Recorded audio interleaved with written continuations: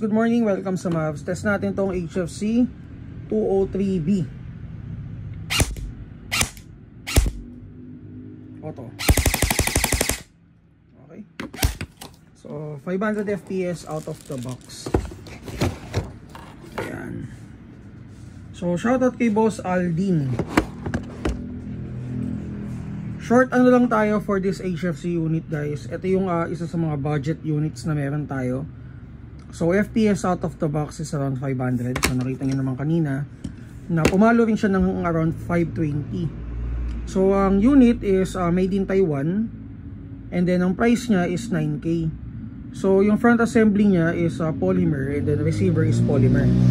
So meron na rin siyang internal parts na reinforce, and then quick release yung spring ano niya, system niya. So madali na lang kayo magpalit kung if ever na gusto niyo magbaba or magtaas ng FPS. And then magazine niya is 300 rounds na flash mag, di hila. So ito yung panghila. Ayan. Okay, so kung may mga tanong kayo regarding this unit, PM lang kayo sa page natin.